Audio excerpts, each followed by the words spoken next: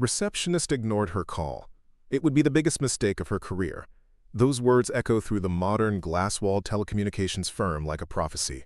But the woman speaking them has no idea she just signed her own professional obituary. Before we jump back in, tell us where you're tuning in from, and if this story touches you, make sure you're subscribed, because tomorrow, I've saved something extra special for you. Victoria Whitfield stands behind her sleek executive desk at Meridian Communications, one of America's largest telecommunications providers. Her perfectly styled blonde hair catches the light from the floor-to-ceiling windows overlooking downtown Chicago. Her blue eyes burn with the kind of righteous indignation that comes from 12 years of making decisions about which calls deserve her attention. She's just dismissed a message from Olivia Johnson, a black woman who'd called multiple times requesting to speak with Victoria directly about concerns regarding Meridian's rural service policies. "I don't have time for random complaints from people who probably don't even understand our business model," Victoria tells her assistant Jordan with a dismissive wave. "Route all calls from her to customer service where they belong." But there's something about Jordan's hesitation that suggests this dismissal will backfire spectacularly. What Victoria doesn't know will destroy everything she's built. What happens when the person you ignore holds the future of your entire industry in their hands? To understand what's about to unfold, you need to know who Senator Olivia Johnson really is. Born in rural Mississippi in one of the most technologically underserved counties in America, Olivia learned early that access to communication wasn't distributed equally. Her father, Raymond, was a high school physics teacher who spent weekends volunteering to repair outdated computer equipment for community centers, while her mother, Eleanor, organized local campaigns for better infrastructure and equal access to services. When Olivia was 10, a devastating hurricane hit their region. The power stayed out for weeks in their predominantly black community, while neighboring areas saw services restored within days. What affected Olivia most wasn't just the darkness or inconvenience, it was the complete information blackout. No internet, no phone service, no way to call for help if needed, no way to know when relief was coming, no way to connect with worried relatives. That night, as the family huddled around a battery-powered radio, her father said words that would shape her entire future. "Information access isn't a luxury, it's a right. When they try to leave us disconnected, you build connections. When they say your voice doesn't matter, you make sure it's heard." Those words became Olivia's life mission. She threw herself into academics, earning a full scholarship to Howard University, where she studied telecommunications policy and electrical engineering. Her professors recognized her brilliance, but many industry representatives visiting campus overlooked her during recruitment events, focusing instead on her male classmates, despite her superior academic record. Every slight, every microaggression, every moment of being made to feel less than, fueled her determination. Preparing and narrating this story took us a lot of time, so if you are enjoying it, subscribe to our channel. It means a lot to us. Now back to the story. After graduating summa cum laude, Olivia earned her law degree from Yale, with a focus on telecommunications regulation and digital equity. While her classmates took high-paying jobs at tech companies and law firms, Olivia returned to Mississippi, working with rural community organizations to document service disparities and build legal cases against telecommunications companies that systematically underserved minority communities. Her grassroots advocacy caught the attention of state political leaders who encouraged her to run for state senate. She won her first election by a narrow margin, focusing her legislative work on expanding broadband access to rural communities. Her success in passing a landmark digital equity bill that brought high-speed internet to over 200,000 previously underserved households made her a rising star in state politics. When her state's long-serving U.S. Senator announced his retirement, Olivia Johnson campaigned on a platform of "connection equals opportunity," traveling to every county in the state and highlighting how technological inequality reinforces other forms of systemic disadvantage. Her authenticity and deep understanding of both policy and technical aspects of telecommunications resonated with voters across demographic lines. At 38, she became one of the youngest senators in Congress and quickly established herself as an expert on telecommunications policy. Her appointment to the powerful Senate Commerce Committee, which oversees the Federal Communications Commission and regulates the telecommunications industry, sent ripples through corporate boardrooms across America. Those who had researched her background understood she wasn't just another politician making empty promises. She was a technically savvy advocate with personal experience of the disparities she sought to address. Tonight, Senator Johnson is conducting a routine constituent outreach call as part of her preparation for upcoming hearings on telecommunications service standards. She deliberately chose to make the calls herself rather than delegating to staff, wanting to hear directly from executives about their rural service policies before determining which companies would be called to testify before her subcommittee. Victoria Whitfield's story begins in the manicured suburbs of Winnetka, Illinois, where wealth flows freely and diversity exists primarily in service roles. Born to banking executive William Whitfield and social coordinator Catherine Sterling, Victoria grew up believing that her time was inherently more valuable than others, and that service was something people should feel privileged to provide to her. Her childhood was spent in a world of private schools, debutante preparations, and summer homes in Lake Forest. The family employed a rotating cast of Black and Latino housekeepers, gardeners, and drivers, whom Victoria learned to see as background elements rather than as people with lives and concerns of their own.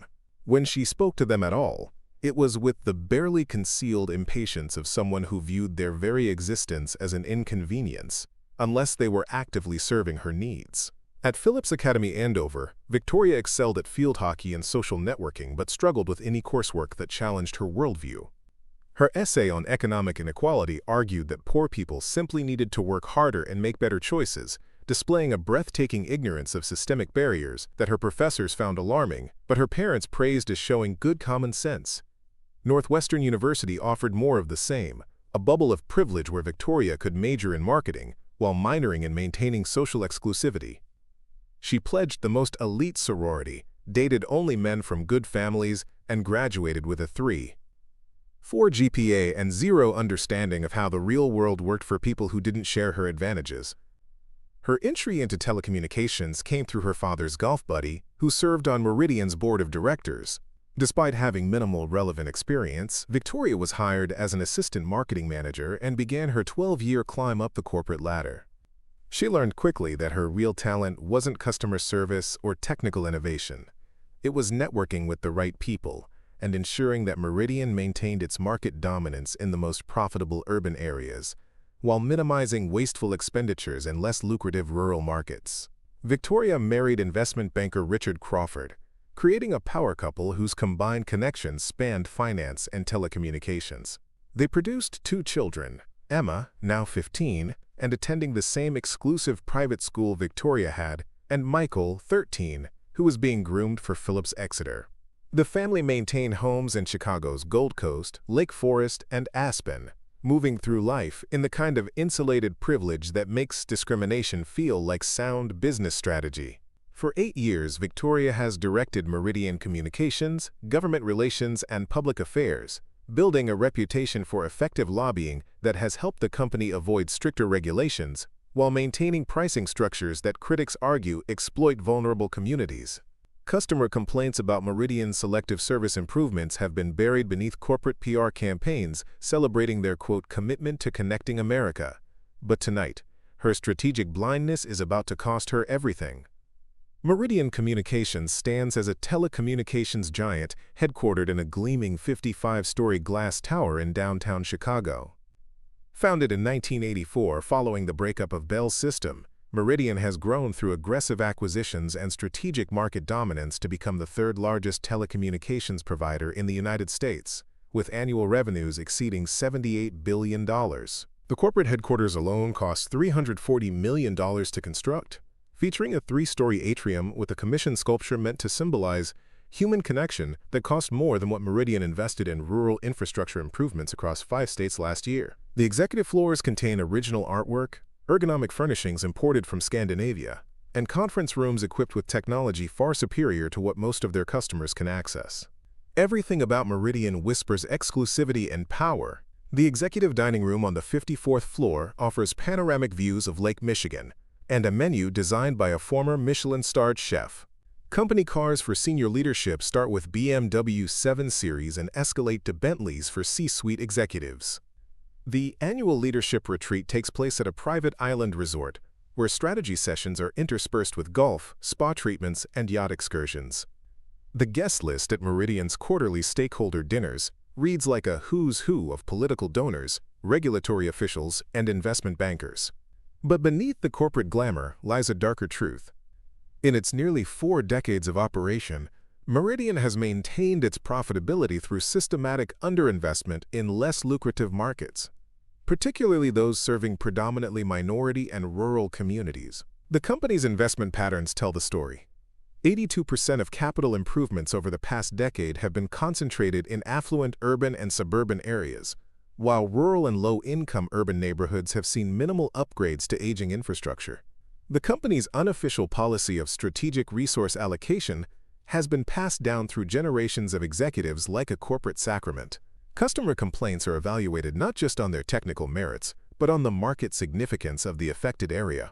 Service restoration is prioritized based on potential revenue impact rather than outage duration. And infrastructure improvements are calculated using algorithms that factor in household income and property values alongside population density.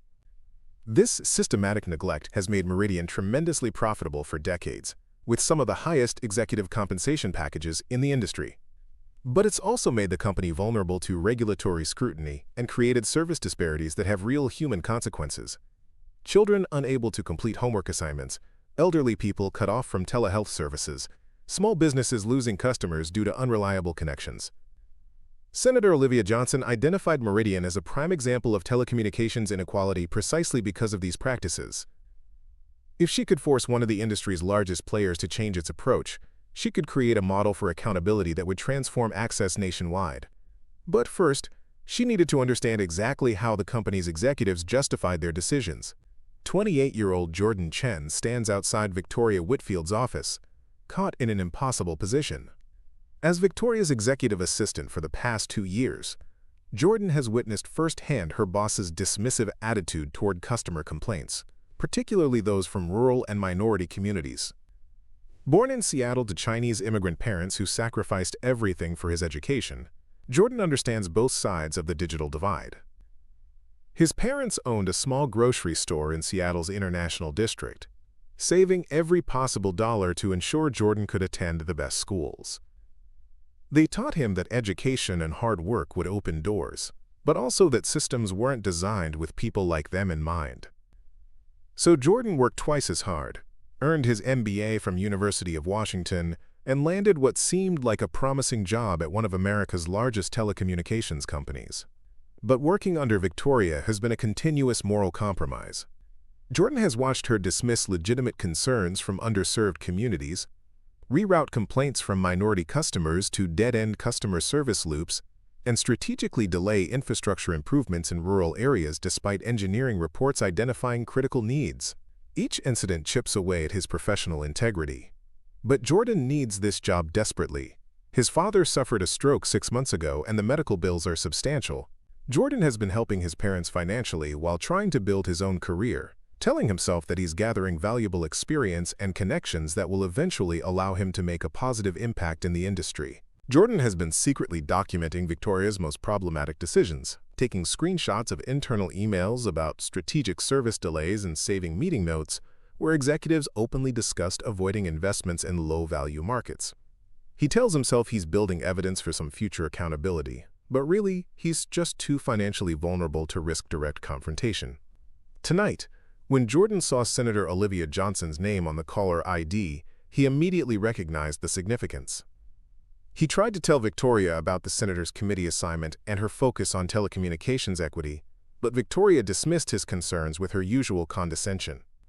As Jordan returns to his desk to log the senator's third attempted call as routed to customer service per Ms. Whitfield's instruction, he realizes he's witnessing either the end of Victoria's career or his continued complicity in a system he knows is wrong. The choice of what to do next will define the rest of his life. Marcus Rivera has spent 5 years as Meridian's Director of Government Relations, and in that time, he's developed a sixth sense for political landmines that could damage the company. A former legislative aide with extensive Capitol Hill experience, Marcus learned how Washington really works, through relationships, information, and strategic preparation. At 42, Marcus is one of the few Latino executives at Meridian, a position he's attained through a combination of political savvy, technical knowledge, and carefully calibrated ambition. He's married to Carmen, an immigration attorney whose work with underserved communities creates occasional tension when it conflicts with Meridian's corporate practices. They have twin daughters, both 10, attending a progressive private school that emphasizes social justice, creating another source of complex dinner table conversations when the girls question why some communities don't have the same internet access as others. Marcus's military training as a former Navy intelligence officer taught him to identify patterns and anticipate threats. His instincts are screaming that Victoria's dismissal of Senator Johnson's calls represents a critical strategic error. Everything he knows about the senator, her background in telecommunications engineering, her legal expertise in regulatory frameworks, her personal experience with service disparities, and most importantly, her position on the Commerce Committee, suggests this is exactly the kind of contact that should receive immediate executive attention. But Marcus also knows that challenging Victoria's judgment directly could jeopardize his position. He's worked too hard to build his career and provide for his family to risk it all on a confrontation that might go nowhere. The irony isn't lost on Marcus that he spends his days managing Meridian's relationships with lawmakers while watching the company systematically ignore the communities those lawmakers represent.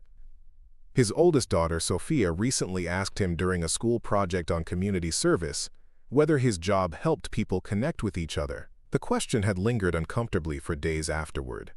Tonight, as Marcus reviews the call logs and sees Senator Johnson's name appear for the third time, followed by the notation, "Routed to customer service," his professional alarm bells are ringing at maximum volume. Marcus Rivera moves swiftly through Meridian's executive floor, the senator's call log burning a hole in his conscience. Victoria's dismissal of Senator Johnson feels like watching someone light a match in a room full of gas. His military training screams that preventative action is needed now, but corporate politics demand caution. He pauses outside Jordan Chen's workspace, weighing his next move carefully. "Jordan," Marcus says quietly, "did Ms. Whitfield understand who Senator Johnson is before rejecting her calls?" Jordan glances around nervously before responding. "I tried to tell her, but she cut me off. Said something about not having time for random complaints and to route all calls to customer service." Marcus closes his eyes briefly, visualizing the impending disaster. Senator Johnson chairs the telecommunications subcommittee that's preparing for regulatory hearings next month, the ones that will determine whether companies like ours face stricter service requirements in rural areas. "I know," Jordan replies, his voice barely above a whisper. "I've been tracking her committee work. She's been requesting service data from all major providers. The implications hang in the air between them. Victoria Whitfield has just dismissed the one person with the power to reshape their entire industry's regulatory landscape. Worse, she's done it with the dismissive arrogance that has become her trademark." For 15 minutes, Victoria Crawford has been holding court in the executive conference room, describing her keen instincts for prioritizing important matters to a gathering of junior executives who understand their career advancement depends on agreeing with her assessments. "You develop a sixth sense about these situations," Victoria explains, gesturing with her designer pen. "I can tell immediately which calls deserve executive attention and which are just noise. It's all about maintaining boundaries and protecting our time for strategic priorities." Behind the reception desk, Jordan Chen stares at his computer screen in growing horror as the full magnitude of what's transpiring becomes clear. The Bloomberg alert that just appeared in his newsfeed announces that Senator Olivia Johnson has just been named chair of the Telecommunications Regulatory Subcommittee with expanded oversight powers. The position gives her authority to subpoena executives, conduct public hearings, and recommend punitive actions against companies that fail to meet service standards. But the breadcrumbs trail leads to something even more significant. Another alert indicates the Commerce Committee has just announced public hearings on telecommunications service disparities, with Meridian Communications specifically named as a focus of investigation. Senator Johnson will be leading the questioning of industry executives. Marcus Rivera's phone buzzes with increasingly urgent messages from his political contacts in Washington. The first message is professional but concerned. "Marcus, what's happening with Meridian's response to Senator Johnson?" The second shows rising alarm. "Please tell me you didn't ignore her outreach attempts." The third is almost incomprehensible in its panic. "My God, she's going to make an example of your company." Dr. James Washington and his wife Linda, the black couple who serve on Meridian's board of directors, approach Jordan's desk with expressions of growing concern. "Excuse me," Dr. Washington says quietly, But wasn't that Senator Olivia Johnson who was trying to reach Ms. Whitfield earlier? Jordan nods mutely, unable to find his voice as the implications crash over him like a tsunami. The Washingtons exchange a knowing glance before Dr. Washington continues. And did Victoria actually refuse to speak with her? She instructed me to route all her calls to customer service. Jordan confirms, his voice barely audible. The Senator Olivia Johnson who chairs the subcommittee that will determine the new rural service requirements? Linda Washington clarifies, her tone carrying the weight of someone who recognizes an impending disaster. Social media explodes as news breaks that Senator Johnson has been repeatedly redirected to customer service while attempting to reach Meridian's leadership. The story spreads across Twitter, LinkedIn, and Facebook with viral velocity, with hashtags like #MeridianFails and #DigitalDivide trending within hours. Each share adds fuel to a fire that's about to consume Victoria's career. Rural advocacy groups begin sharing their own stories of Meridian's neglect, creating a damning collection of evidence that the company has systematically underserved communities of color and rural areas. Guest reactions throughout the executive floor range from shock to horror, as phones light up with notifications about the unfolding crisis. The marketing executive who supported Victoria's selective service improvements deletes the presentation she had prepared for tomorrow's strategy meeting. The finance director who approved Victoria's budget suddenly finds urgent reasons to review rural investment documents, hoping to distance himself from decisions he previously endorsed. Victoria Crawford finally notices the commotion as conversations throughout the office fall silent and executives begin staring at their phones with expressions of mounting dread. "Why is everyone looking at their phones?" she asks Jordan, her voice carrying the first hint of uncertainty she's shown all day. Jordan attempts to explain, his voice barely above a whisper. "Victoria, we need to talk. That woman you refused to speak with." "Not now, Jordan." Victoria interrupts, still riding the high of her perceived authority. "Can't you see I'm attending to important matters?" Marcus Rivera approaches with information that will change everything. "Ma'am, I'm getting calls from Washington about Senator Johnson." Corporate says. Victoria's phone interrupts with a direct message from the CEO. "All executives. Emergency meeting in the main boardroom, and now, Senator Johnson's situation critical. Do not speak to media." Dr. James Washington decides to take direct action, approaching Victoria with the gravity of someone delivering a death sentence. "Excuse me, Ms. Whitfield, but I believe you've made a serious error in judgment. Senator Johnson, whom you refused to speak with, chairs the committee that will determine our regulatory fate next month. I'm sorry, but who are you to question my judgment?" Victoria responds with the dismissive tone she reserves for people she considers beneath her notice. "I'm Dr. James Washington, board member, and that woman you just directed to customer service controls the future of our entire industry. You just dismissed the chair of the telecommunications subcommittee on the day she announced hearings specifically targeting Meridian's service practices." Victoria's face cycles through confusion, disbelief, and dawning horror as the name finally registers. She fumbles for her phone, her perfectly manicured fingers shaking as she types Senator Olivia Johnson into Google. The search results hit her like a physical blow, photograph after photograph of the woman whose calls she just redirected to a customer service center in the Philippines. The executive floor transforms from supportive to toxic, as colleagues who applauded Victoria's strategic prioritization now edge away from her like she's radioactive. The woman who maintained their corporate hierarchy has just become the person who could destroy them all by association. The elevator doors of Meridian Communications open like the wheels of justice as Senator Olivia Johnson makes her appearance. But this time, everything has changed. The same executive floor that witnessed Victoria's dismissive behavior 30 minutes ago now feels like a courtroom where the verdict is about to be delivered. Senator Johnson steps through the entrance with the measured pace of a woman who understands her power but doesn't need to flaunt it. She's wearing a simple but impeccably tailored navy suit, her natural hair styled in a professional twist that requires no apologies or explanations. Every step echoes off the marble floor with the authority of someone who has earned her position through merit rather than connections. The executive floor falls silent, as if someone has pressed a cosmic mute button. Conversations halt mid-sentence. Phones freeze in mid-scroll, and even the modern art pieces seem to hold their breath. The executives who applauded Victoria's dismissive efficiency now shrink behind glass partition walls and designer furniture, desperately hoping to avoid eye contact with the woman they helped humiliate through their silence and complicity. Jordan Chen straightens behind his reception desk, relief flooding his features as he recognizes that justice is about to be served. For 2 years, he's been documenting Victoria's discriminatory business practices, hoping someday to make a difference. That day has arrived sooner than he expected. Marcus Rivera stands at attention near the conference room, his military training taking over as he prepares to face accountability for his role in the company's systematic neglect of rural communities. He knows his warnings came too late, but perhaps his experience can still help Meridian navigate the crisis ahead. Victoria Whitfield stands frozen behind her glass-walled office, like a deer caught in headlights. Her perfectly styled blonde hair seeming to wilt under the weight of her impending professional destruction. Her blue eyes, which blazed with righteous indignation minutes ago, now reflect the terror of someone who realizes they've just committed professional suicide.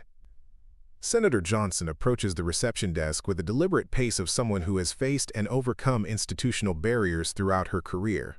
Her smile is pleasant but carries an undertone that makes everyone within 20 feet deeply uncomfortable.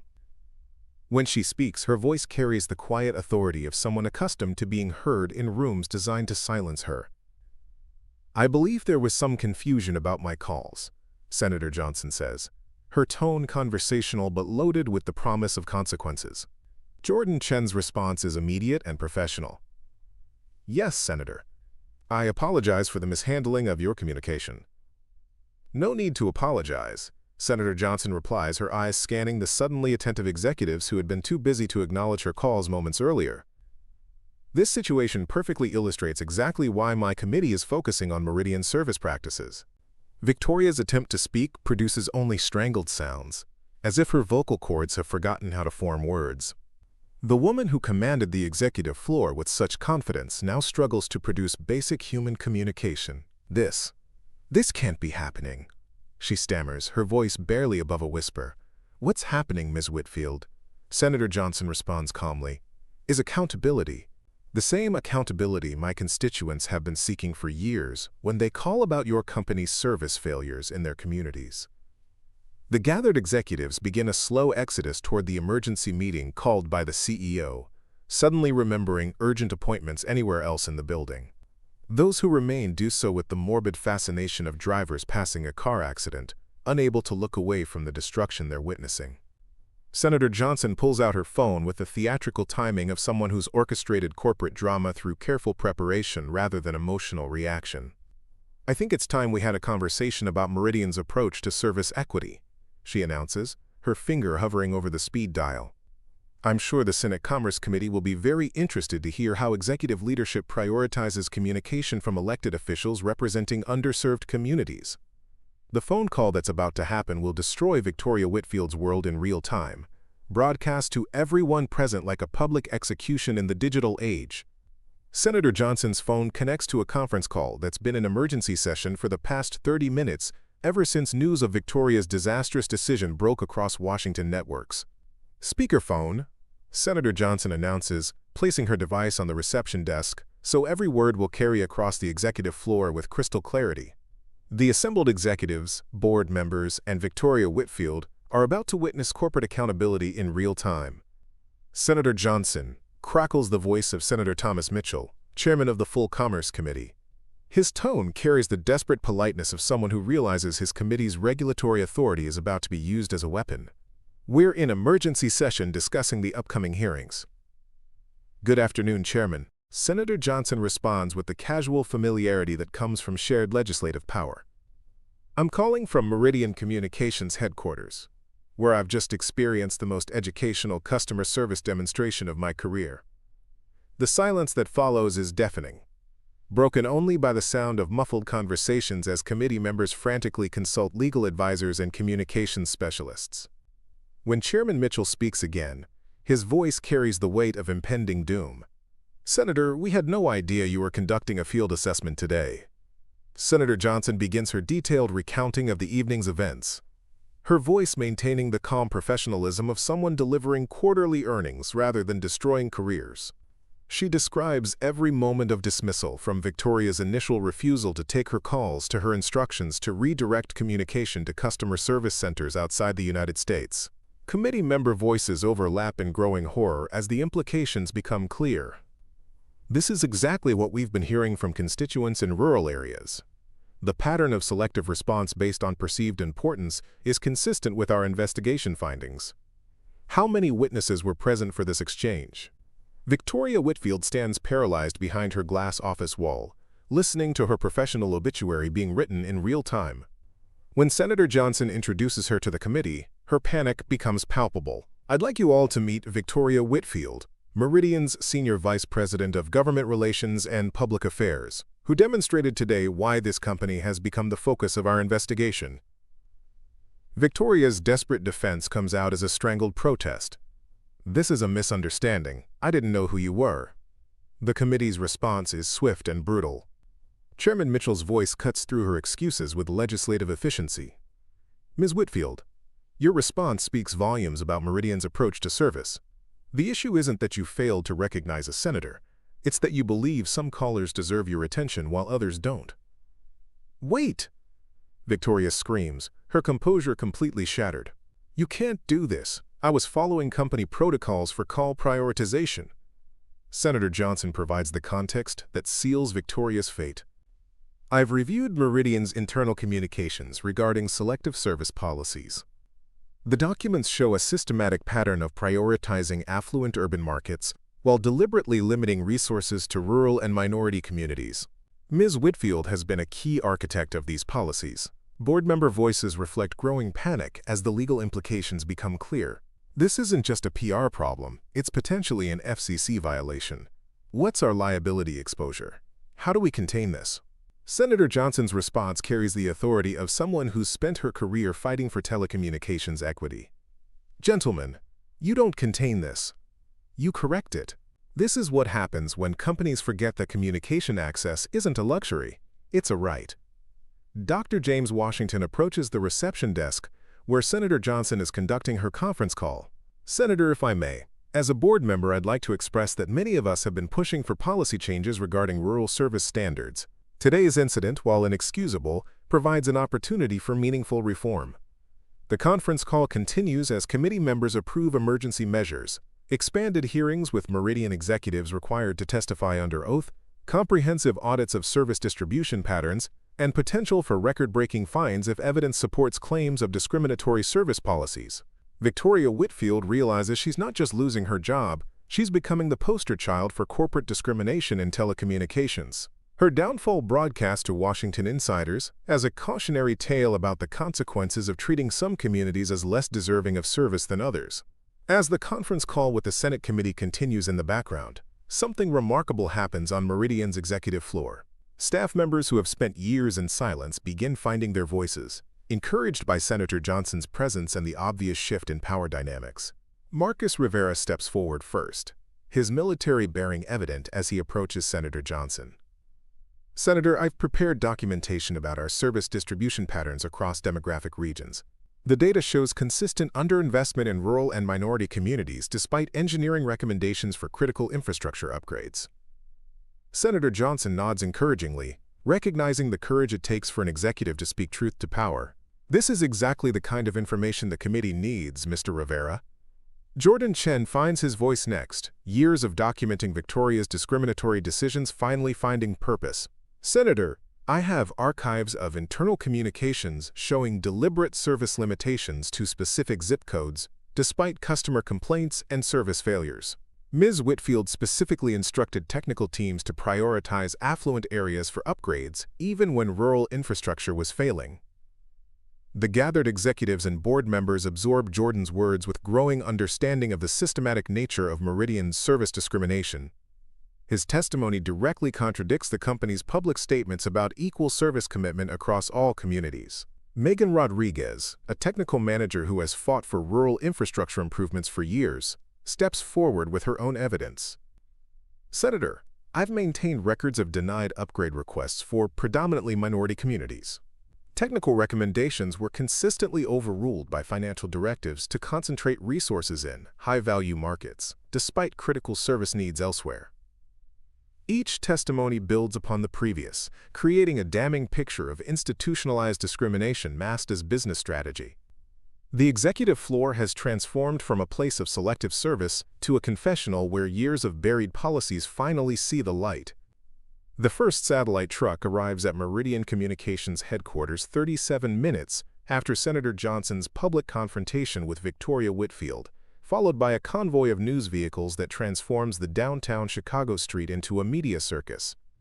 CNN, MSNBC, Fox News, and a dozen local stations position their equipment with military precision, the reporters recognizing that tonight's story has all the elements of a regulatory watershed moment. Anderson Cooper leads the CNN team, his silver hair perfectly styled, despite the late hour and urgent deployment. He's covered telecommunications policy for years, but rarely has he witnessed such a clear-cut case of corporate discrimination being exposed in real time. The story has everything: billion-dollar industry drama, systematic service inequality, and a satisfying accountability narrative that will captivate audiences across political divides.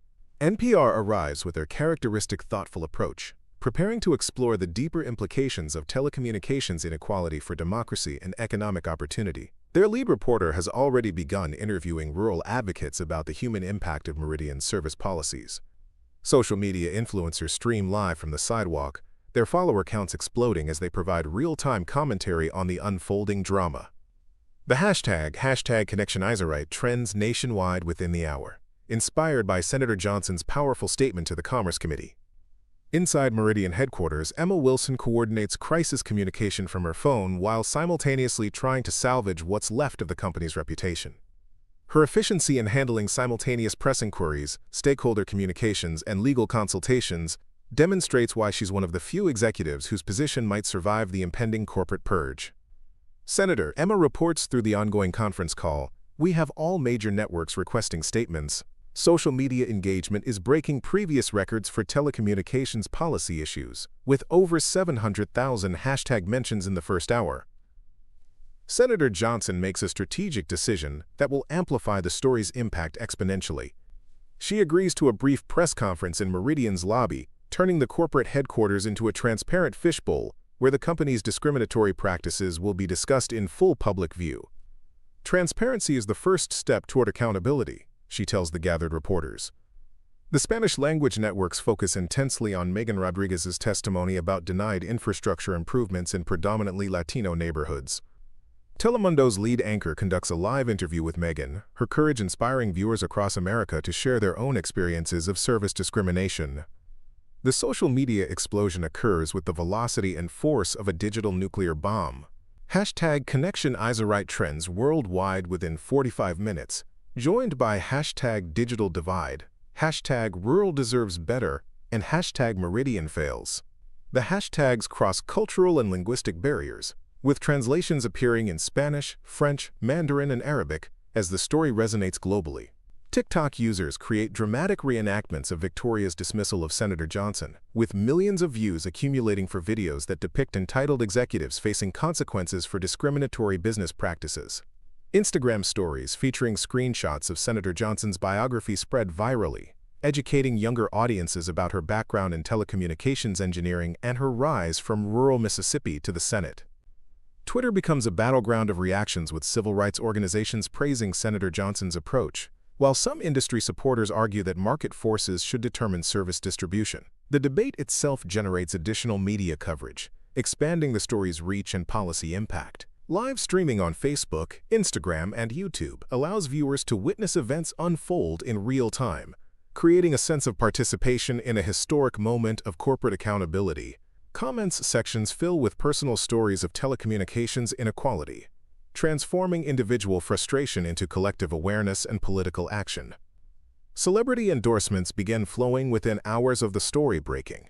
Kerry Washington tweets, "This is how you fight systematic inequality, with expertise, authority, and unwavering dignity." LeBron James shares the story with his 50 million followers, adding, "Access denied is opportunity denied. Connection is a right, not a privilege." Former President Barack Obama's carefully worded statement praises leadership that transforms individual courage into systematic change. Senator Johnson reminds us that when those in positions of power listen to all voices, especially those that have been marginalized, we build a stronger and more just society. The story's viral velocity exceeds even Senator Johnson's expectations, reaching an estimated audience of over 50 million Americans within the first 12 hours. What began as a simple constituent outreach call has transformed into a national conversation about telecommunications equity and corporate accountability.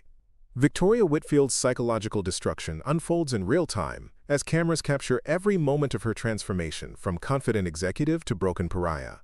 The woman who commanded Meridian's executive floor with imperial authority now sits alone in a small conference room, awaiting the emergency board meeting that will formalize her termination. Her perfectly styled blonde hair disheveled and her makeup streaked with tears of rage and terror. Her first instinct is damage control through desperate phone calls. But each attempt at finding support only accelerates her isolation. Richard Crawford, her investment banker husband, answers her call with the cold efficiency of someone cutting losses. "Victoria, I can't be associated with this situation." The partners are already asking questions about our family's connection to Meridian. "But Richard," Victoria pleads, her voice cracking with desperation, "I need your help. I need legal representation." "What you need," Richard interrupts, "is to understand that your actions tonight have jeopardized everything we've built. I'm meeting with the firm's crisis management team in the morning." The line goes dead, leaving Victoria staring at her phone in disbelief. 15 years of marriage dissolved in a 30-second conversation, casualty of her 30-minute performance of corporate arrogance. Her next call to the family attorney yields similar results. James Morrison, who's represented the Whitfield family for 2 decades, delivers his refusal with professional regret. "Victoria, I can't represent you in this situation. The regulatory implications are enormous, and frankly, my practice specializes in corporate law, not defending executives against potential federal discrimination charges." Victoria's attempts at justification become increasingly frantic and incoherent as she realizes the magnitude of her situation. "I was just following company policy," she screams at Marcus Rivera when he comes to escort her to the board meeting. "Everyone approves of selective service distribution. It's standard industry practice." Marcus' response carries the calm authority of someone who's witnessed this type of breakdown before. "Ms. Whitfield, what standards? You discriminated against customers based on where they lived and what they could pay. You created policies that denied essential communication services to communities already struggling with limited resources. Jordan Chen provides the board with documentation that delivers the final devastating revelations. Ms. Whitfield explicitly directed technical teams to prioritize wealthy urban markets while deferring rural infrastructure maintenance, even after being warned about potential service failures. She referred to rural markets as investment sinkholes and described customer complaints from these areas as noise that could be safely ignored. The evidence exposes Victoria's discrimination as deliberate rather than unconscious, eliminating any possibility of claiming good intentions or business necessity. Her selective service policies weren't based on technical limitations or resource constraints. They reflected a deliberate strategy of prioritizing profitable demographics while neglecting less lucrative communities. Victoria's breakdown accelerates as she realizes the global scope of her exposure. Executives throughout the building film her meltdown with their phones, capturing every tear, every desperate gesture, every moment of her professional and personal destruction. The footage spreads across social media platforms with viral velocity, transforming Victoria Whitfield into a cautionary tale about the consequences of corporate discrimination. Her attempts to shift blame become increasingly pathetic. "I was trained to allocate resources efficiently. I was following standard business practices. Everyone in the industry does this."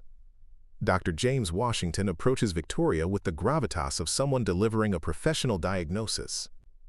"Ms. Whitfield, as someone who studied corporate ethics for 30 years, I can tell you that what you're experiencing isn't an injustice, it's accountability. You made choices based on profit priorities rather than human needs, and now you're facing consequences." Victoria's final defense crumbles as she realizes that every excuse only provides additional evidence of her guilt. The internal emails documented everything, the witnesses confirmed everything, and her own words condemned her more thoroughly than any regulatory investigation could. Marcus Rivera approaches Victoria with the professional courtesy he's maintained throughout the evening, despite her role in forcing him to compromise his values for years. Ms. Whitfield, the board is ready to see you now. Please bring any personal items from your office. Security will pack and ship the remainder of your belongings. Victoria's exit from Meridian Communications becomes her final humiliation, as reporters capture every step of her walk of shame. The woman who orchestrated selective service distribution now experiences her own version of being deemed unworthy of attention, with security guards ensuring she never returns to the scene of her downfall. Her last words as she's led away carry the delusion of someone who still doesn't understand the magnitude of her actions. This isn't over. The company approved everything I did, but everyone watching knows that for Victoria Whitfield, everything is very much over. The only question remaining is how many other telecommunications executives will share her fate as Senator Johnson's investigation expands. The reverberations from Victoria Whitfield's spectacular downfall reach every corner of the telecommunications industry within hours, as competing companies recognize that Senator Johnson's investigation represents an existential threat to business as usual. Emergency board meetings convene at AT&T, Verizon, T-Mobile, and dozens of smaller providers as executives realize that service discrimination has become a regulatory liability they can no longer afford to ignore. Stock market chaos erupts when trading begins the following morning, with telecommunications sector shares dropping 8% on fears that Meridian's practices might be industry standard and that other companies will face similar scrutiny. Investors flee telecommunications stocks as analysts warn that Senator Johnson's approach could spread to other regulated industries, making any company with questionable service distribution practices a potential target for congressional investigation. The message becomes clear across multiple sectors. The old ways of prioritizing profitable demographics while neglecting others are no longer sustainable. Legal firms specializing in telecommunications regulation experience a massive surge in client inquiries, as companies across the country scramble to audit their own service distribution patterns before facing similar public exposure. The National Digital Inclusion Alliance announces a hotline for rural communities to report service discrimination, receiving over 2,000 calls in the first week. The NAACP issues a statement praising Senator Johnson's approach while offering support for other communities experiencing telecommunications discrimination. Senator Johnson has demonstrated that regulatory authority, when wielded with purpose and personal understanding, can achieve justice more effectively than decades of ignored complaints. Congressional response comes swiftly as Senator Elizabeth Warren joins Senator Johnson in calling for expanded hearings on telecommunications inequality. What happened at Meridian reveals that the telecommunications industry has been profiting from digital redlining for decades. It's time for comprehensive federal oversight and accountability.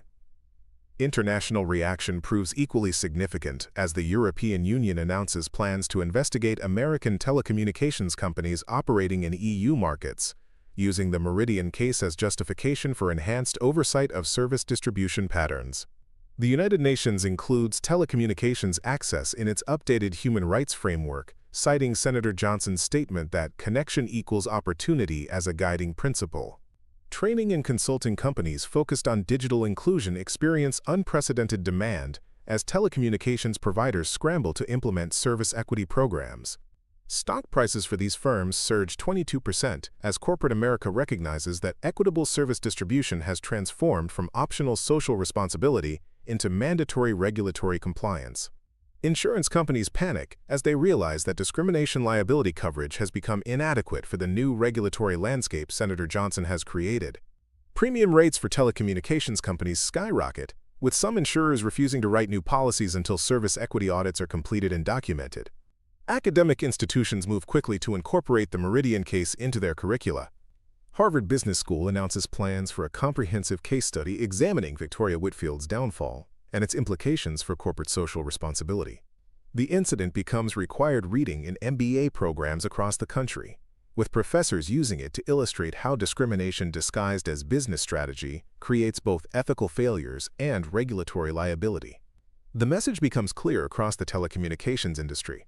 Equitable service is no longer optional, and companies that fail to embrace digital inclusion will face the same fate as Victoria Whitfield and Meridian Communications. 6 weeks after her termination, Victoria Whitfield sits in a federal hearing room in Washington, D.C., her expensive attorney replaced by a public defender after her legal funds evaporated under the weight of mounting bills and Richard's divorce filing.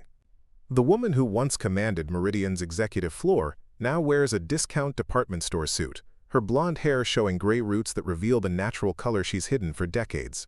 Senator Olivia Johnson presides over proceedings that have attracted national media attention. The hearing room fills with digital equity advocates, telecommunications industry executives, and legal scholars who recognize this case will establish precedent for corporate accountability and service distribution. Victoria's public defender, overwhelmed by the mountain of evidence against his client, attempts damage control. Senator, my client made decisions based on standard industry practices regarding resource allocation. She's worked in telecommunications for 12 years without previous regulatory issues. Senator Johnson's response cuts through the defense with surgical precision. Counselor, we have documentation of 37 internal warnings about service disparities in rural and minority communities that Ms. Whitfield personally dismissed. That hardly constitutes standard practice, unless the standard practice in telecommunications is systematic discrimination. Marcus Rivera appears as a witness, having accepted immunity in exchange for his testimony about Meridian's internal decision-making processes. His testimony carries the calm authority of someone who's chosen integrity over career protection. Senator, Meridian maintained two separate infrastructures, one for affluent urban markets with constant upgrades and dedicated technical support, and another for rural and lower-income urban areas with minimal maintenance and deliberately limited customer service responses. This two-tier system was disguised in corporate communications as strategic resource allocation, but internal metrics tracked success based on concentration of services in what Ms. Whitfield called premium demographics. The evidence presentation becomes a masterclass in documenting systematic discrimination. Email trails expose Victoria's instructions to minimize noise from low-value service areas and, quote, concentrate resources where they generate appropriate returns. Budget documents reveal deliberate underfunding of rural infrastructure despite engineering warnings about critical system vulnerabilities. Customer service transcripts paint a devastating picture of Victoria's pattern of selective response. When affluent urban customers complained about service issues, technical teams were dispatched within hours. When rural customers reported identical problems, they were told that service would be restored within standard timeframes that stretched into weeks. Expert testimony from telecommunications engineers provides technical context for Victoria's decisions. Dr. Samantha Liu explains how Meridian could have maintained equitable service across all communities with minimal additional investment. The company's own technical assessments showed that redirecting just 8% of the executive bonus pool toward rural infrastructure would have eliminated most service disparities. This wasn't about technical limitations, it was about prioritization. Victim impact statements during the hearing revealed the human consequences of Victoria's discriminatory policies. Carlos Rivera, small business owner from rural New Mexico.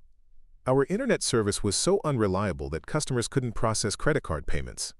When I called Meridian, I spent hours in customer service loops that never resolved the issue. My business nearly failed because Ms. Whitfield decided our community wasn't worth serving properly. Dr. Amara Okafor, rural physician. Our telemedicine program couldn't function because Meridian's infrastructure couldn't support video conferencing. Patients with chronic conditions had to travel 3 hours to the nearest hospital for consultations that could have been handled remotely with adequate service. Ms. Whitfield's policies didn't just cause inconvenience, they created potential life-or-death situations. The Chen family, farmers trying to implement precision agriculture technology, we invested in equipment that required reliable connectivity to function. When service repeatedly failed, Meridian told us our area wasn't scheduled for upgrades until 2026. Meanwhile, suburbs just 30 miles away had service 10 times faster and 100 times more reliable. Expert witness testimony provides policy context for Victoria's behavior. Professor James Patterson from Howard University explains how telecommunications inequality reinforces other forms of systematic disadvantage. When companies like Meridian deliberately underserve rural and minority communities, they're not just inconveniencing customers, they're restricting access to education, healthcare, economic opportunity, and civic participation. Senator Johnson's questioning forces Victoria to confront the human impact of her policies. Ms. Whitfield, when you instructed your team to route my calls to overseas customer service centers, was that consistent with how you handled communications from rural communities generally? Victoria's reluctant yes provides the soundbite that will define congressional hearings on telecommunications equity for the next decade. Her admission that ignoring rural voices was standard operating procedure transforms the investigation from one executive's failure to an indictment of industry-wide practices. The Regulatory Commission's decision is swift and decisive. Victoria is permanently barred from holding executive positions in any telecommunications company. Meridian faces $175 million in fines for discriminatory service practices and must implement a comprehensive 5-year plan for rural infrastructure improvements with quarterly progress reports to Senator Johnson's committee. Additionally, the judgment establishes precedent for holding individual executives personally accountable for service discrimination even when following company policies. Senator Johnson's closing statement becomes widely quoted in subsequent regulatory proceedings. Ms. Whitfield treated communication access as a premium service available only to those she deemed worthy of attention. This committee finds that in the digital age, connection is not a luxury to be selectively distributed. It's a right to be universally protected. The verdict sends shockwaves through the telecommunications industry as executives realize they can no longer hide behind corporate policies when implementing discriminatory service practices. Personal accountability has finally come to an industry that long operated on the principle that some communities deserved better service than others. The civil rights class action lawsuit against Victoria Whitfield personally and Meridian Communications represents the largest telecommunications discrimination case in American legal history. Lead attorney Gabrielle Chen, Jordan's older sister and prominent civil rights lawyer, represents 47 communities that experienced Victoria's systematic service discrimination over her 12-year career. The lawsuit seeks $1.2 billion in damages, establishing that telecommunications companies and their executives can be held personally liable for creating digital divides based on race, income, and geography. Legal scholars recognize the case as potentially transformative for regulatory law, extending personal accountability beyond corporate protection. Discovery proceedings reveal the shocking scope of institutional discrimination at Meridian. Internal emails obtained through subpoena show management discussions about optimizing market resources through selective service improvements. We need to be more strategic about infrastructure upgrades during peak investment periods. Victoria understands our shareholder expectations better than anyone. The coded language becomes transparent when cross-referenced with service quality data showing systematic exclusion of rural and minority communities, despite their payments for services comparable to those received by urban customers. Corporate depositions expose systematic dismissal of service complaints from targeted communities. Former CEO William Sterling admits under oath to approving Victoria's selective service policies. We trusted her judgment about resource allocation.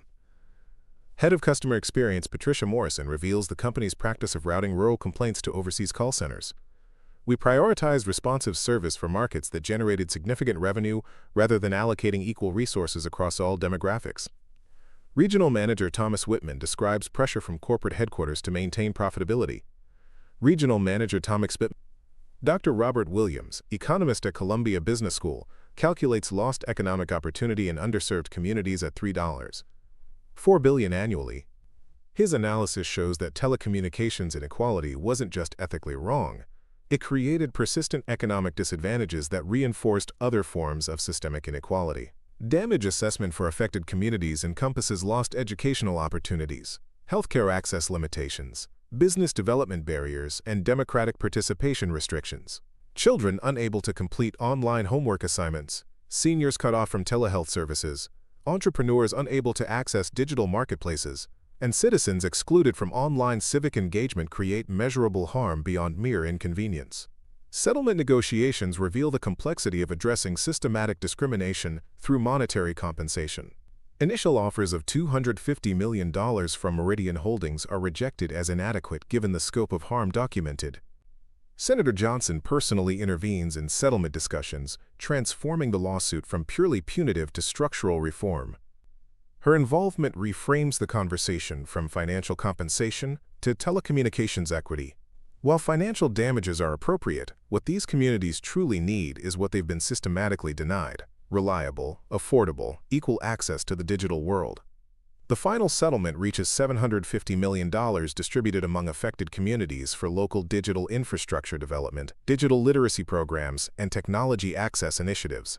Additional provisions require Meridian to completely restructure its service distribution model, implementing "kilowatt equity metrics that measure success through universal service quality rather than selective improvement. Precedent established by the settlement enables communities nationwide to hold telecommunications companies accountable for service discrimination, eliminating the protection of business necessity for maintaining digital divides. Victoria Whitfield's personal liability of $4.5 million sends a clear message to telecommunications executives that discriminatory service policies carry individual consequences. Community impact statements reveal the profound effect of telecommunications inequality on rural and minority populations. Maria Santos, small business owner in rural Arizona.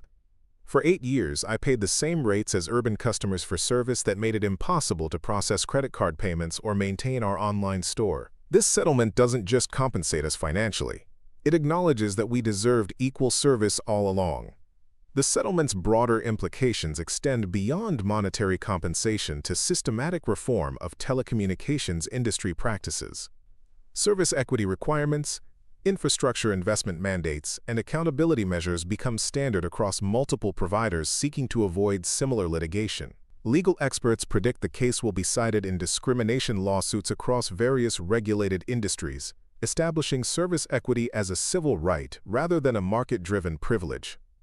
The Department of Justice civil rights investigation into Meridian's conduct represents the first time federal prosecutors have pursued discrimination charges against a telecommunications company under Title VI of the Civil Rights Act.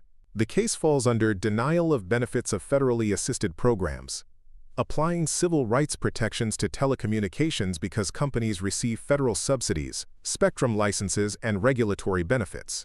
FBI Special Agent Maria Rodriguez leads the investigation, her team reviewing thousands of internal communications, service distribution patterns, and customer complaint records to establish discriminatory intent. The challenge lies in proving Meridian's service disparities represented deliberate discrimination rather than market-driven business decisions, requiring evidence of systematic planning and execution that cannot be explained by technical or financial necessity. Grand jury proceedings span 3 months as 28 witnesses testify about Meridian's pattern of discriminatory behavior. The federal grand jury, comprised of diverse citizens from across demographic and geographic backgrounds, hears testimony that reveals discrimination as deliberate business strategy rather than coincidental outcome. Evidence presented includes recorded conversations where Victoria used explicit language about, minimizing investment in unprofitable demographics when she believed conversations were private. Financial records reveal executives received performance bonuses specifically tied to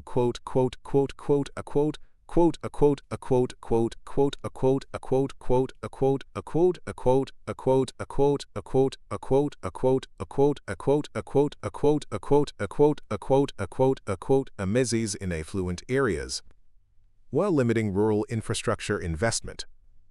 Prosecutors argue this created financial incentive for discriminatory behavior, elevating it from business practice to civil rights violation.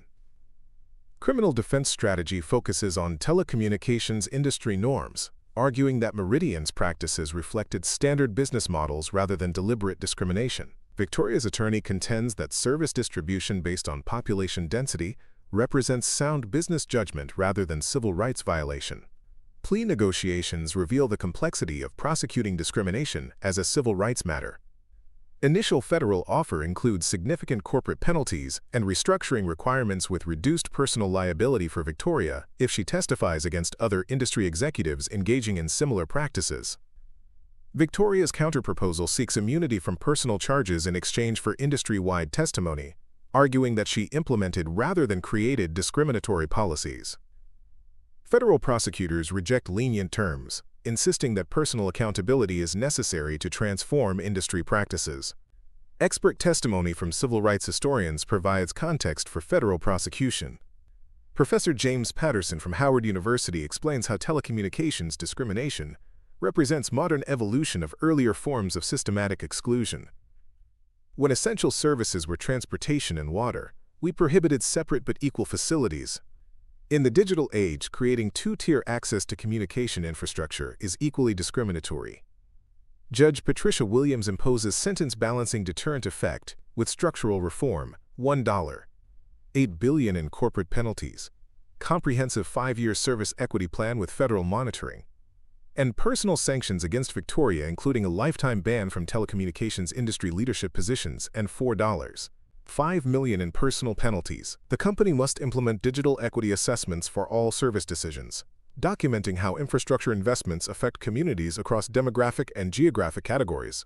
An independent monitoring committee including rural advocates, civil rights experts, and telecommunications engineers will review all major service decisions for 5 years, with authority to reject plans that perpetuate digital divides. The criminal conviction establishes precedent for prosecuting telecommunications discrimination as civil rights violation when systematic patterns can be demonstrated, sending deterrent message throughout regulated industries that service equity represents legal obligation rather than aspirational goal. Jordan Chen's transformation from conflicted assistant to telecommunications policy advisor represents one of the most inspiring redemption stories emerging from the Meridian incident. Within 6 months of Victoria Whitfield's termination, Jordan accepts a position on Senator Johnson's legislative team, focusing on digital inclusion and telecommunications equity. His journey from reluctant witness to policy architect reflects the power of moral courage to create systematic change. Jordan's intimate knowledge of how discrimination operates within corporate structures makes him invaluable in drafting legislation that addresses the subtle ways companies maintain digital divides while claiming commitment to universal service. Senator Johnson recognizes Jordan's potential immediately. "You showed extraordinary courage by documenting discriminatory practices despite personal risk. That perspective is exactly what we need to create effective policy." Jordan's first major project involves drafting the Digital Equity Act, comprehensive legislation requiring telecommunications providers to implement service equity metrics, infrastructure investment parity, and transparent reporting on service quality across demographic and geographic categories. The act prohibits digital redlining, the practice of concentrating high-quality services in affluent communities while limiting infrastructure investment in rural and minority areas. Companies must document how capital improvements are distributed across service areas and demonstrate that technical support and customer service resources are equitably allocated. Jordan's personal growth parallels his professional advancement as he finds his voice as an advocate for digital inclusion. His congressional testimony about witnessing systematic discrimination at Meridian provides powerful foundation for legislative action. "I watched executives deliberately create policies that denied equal service to communities they deemed less valuable. This wasn't about technical limitations. It was about who they believed deserved connection." Family impact becomes profound as Jordan's courage inspires his parents to become digital equity advocates in their community. His father, recovering from his stroke, volunteers teaching digital literacy skills to seniors at the same community center where Jordan learned to use computers as a child. His mother leads a neighborhood initiative documenting service disparities to support enforcement of the new legislation. Educational advancement through Senator Johnson's mentorship allows Jordan to complete his master's degree in public policy while working on her staff. The program focuses on telecommunications regulation and digital equity, preparing Jordan for leadership in the growing field of technology civil rights.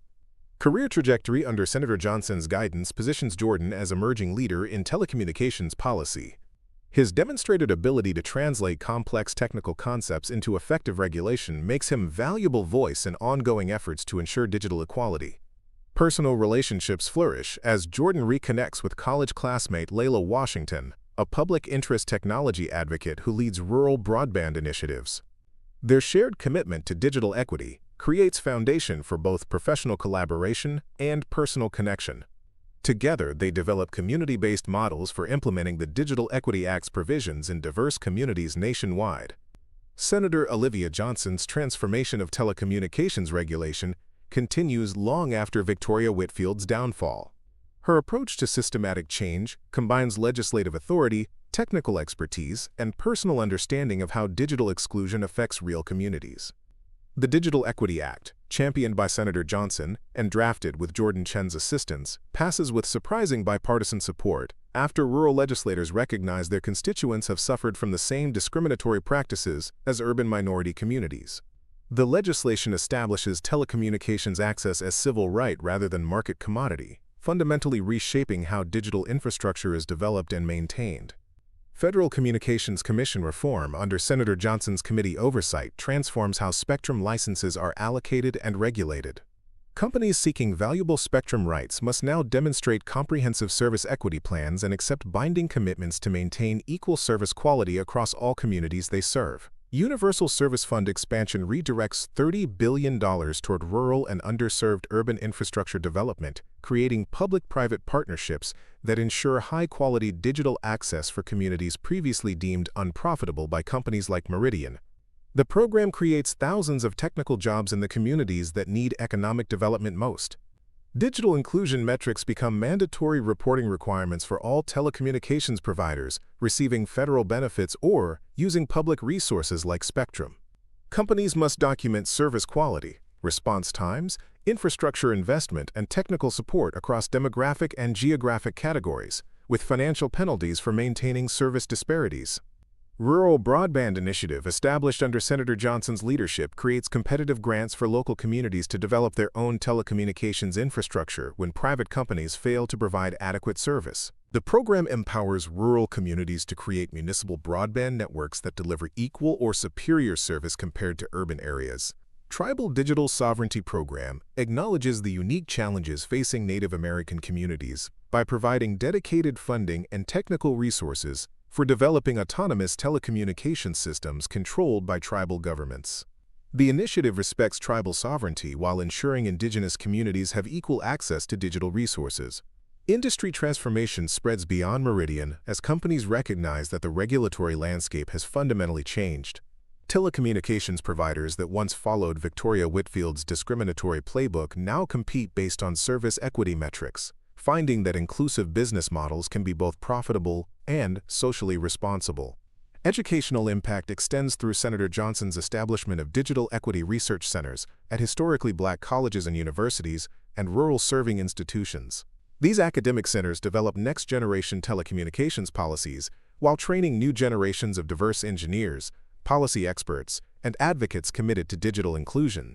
International influence grows as Senator Johnson's model for telecommunications equity provides template for addressing digital divides globally. The United Nations adopts connection equity principles based on her framework, establishing equal access to telecommunications as fundamental human right rather than market-driven privilege. 5 years after confronting Victoria Whitfield in Meridian's executive offices, Senator Olivia Johnson returns to her rural Mississippi hometown to inaugurate their new Digital Community Center. The facility provides high-speed internet access, digital literacy training, telehealth services, and distance learning opportunities for the community that inspired her lifelong commitment to telecommunications equity. Standing before a crowd that includes many people who once shared her experience of digital exclusion, Senator Johnson delivers remarks that capture the transformation she's helped create. 5 years ago, a telecommunications executive decided my community's voice wasn't worth hearing. Today, no company or executive can make that decision because we've established that in a democratic society, every voice deserves equal access to the tools of connection. Statistical impact scrolls across screens throughout the center. 97% of rural communities now have high-speed internet access compared to 61% 5 years earlier. The digital divide between affluent and low-income communities has narrowed from 35% to 7%. Telehealth access in rural areas has increased 218%, while educational outcomes in previously underserved communities show significant improvement correlated with digital access. Jordan Chen stands among the gathered supporters, now Director of Digital Inclusion Policy for the FCC, and recognized architect of telecommunications equity framework that's transformed an industry. His journey from reluctant witness to policy leader represents the power of individual courage to create systematic change when combined with regulatory authority and moral purpose. Marcus Rivera, who testified against Victoria Whitfield despite risks to his career, now leads Meridian's completely restructured rural and underserved communities division, implementing the company's comprehensive digital equity plan. Under his leadership, Meridian has transformed from industry's worst offender to recognized leader in equitable service distribution. Community advocates who spent years documenting service disparities now serve on digital equity oversight committees established in every state, ensuring that telecommunications companies maintain their commitment to service equality even without headlines, and congressional hearings forcing accountability. Victoria Whitfield's name has become cautionary example in business schools and corporate boardrooms, synonymous with the dangers of disguising discrimination as business strategy. Her downfall serves as a reminder that in regulated industries, service equity isn't optional corporate social responsibility. It's fundamental obligation enforced through both civil and criminal penalties. Senator Johnson's closing remarks resonate with personal experience and policy vision. The lesson of the past 5 years isn't just about telecommunications. It's about what happens when we recognize that essential services aren't luxury commodities to be selectively distributed. It's about what becomes possible when we establish that connection isn't a privilege to be earned through geography or income. It's a right to be protected through policy and practice. As she concludes her speech, Senator Johnson shares the words her father spoke during that hurricane blackout that shaped her life's mission. Information access isn't a luxury, it's a right. When they try to leave us disconnected, you build connections. When they say your voice doesn't matter, you make sure it's heard. The audience erupts in applause, recognizing that those words have transformed from personal inspiration to national policy. The Rural Community Center with world-class digital infrastructure stands as physical manifestation of Senator Johnson's journey from disconnected child to architect of telecommunications equity. The story of Victoria Whitfield and Senator Johnson demonstrates how regulatory authority, technical expertise, and personal experience can combine to transform entrenched systems of inequality. It shows that accountability isn't just about punishing past discrimination. It's about creating structures that prevent future exclusion. Most importantly, it proves that when individuals find the courage to stand against systematic discrimination, whether through documentation like Jordan, testimony like Marcus, or confrontation like Senator Johnson, they create possibilities for change that extend far beyond their individual actions. Remember, Senator Johnson concludes, what Victoria Whitfield never understood was that the value of connection isn't measured in profit margins or market efficiency. It's measured in children accessing education, seniors connecting with healthcare, entrepreneurs building businesses, and citizens participating in democracy. When we ensure everyone has equal access to these opportunities, we don't just create more equitable telecommunications, we create a more equitable society. Up next, you've got 2 more standout stories right on your screen. If this one hit the mark, you won't want to pass these up. Just click and check them out. And don't forget to subscribe and turn on the notification bell so you don't miss any upload from us.